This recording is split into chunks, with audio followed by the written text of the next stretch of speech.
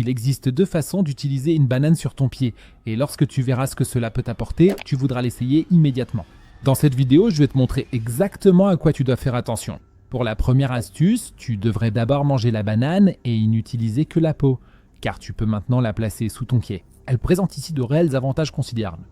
Mais pour que tout cela puisse agir un peu, dès que tu as posé ton pied dessus, tu devrais enfiler une chaussette par-dessus afin que la peau reste bien en place.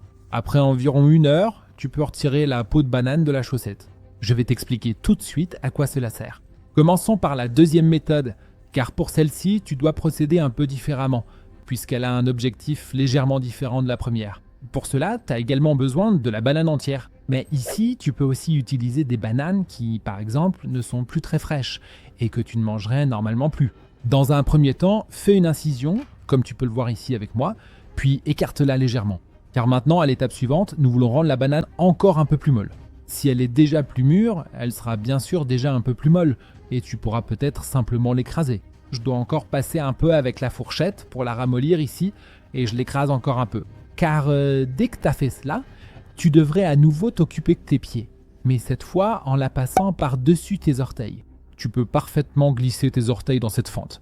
Tu dois maintenant tirer le tout aussi loin que possible sur tes orteils et rester ainsi dans la banane pendant environ 30 minutes. En effet, on trouve dans la banane une grande quantité de vitamines et aussi d'acides aminés. Celles-ci peuvent également être très bénéfiques pour ta peau, en particulier au niveau des pieds, là où tu souffres régulièrement de sécheresse cutanée, comme par exemple sur ou entre les orteils, ou encore là où tu as beaucoup de cornes, comme sur ton talon. Une fois que tout cela est terminé, tu devrais simplement retirer la banane ou enlever la chaussette, rincer à nouveau les gros résidus et, dans l'idéal, appliquer régulièrement une crème pour les pieds afin d'obtenir le meilleur résultat possible. Et si tu veux maintenant savoir pourquoi tu ne devrais jamais jeter les peaux de banane à la poubelle, regarde aussi la vidéo qui s'affiche maintenant à l'écran. Cliquez directement dessus maintenant.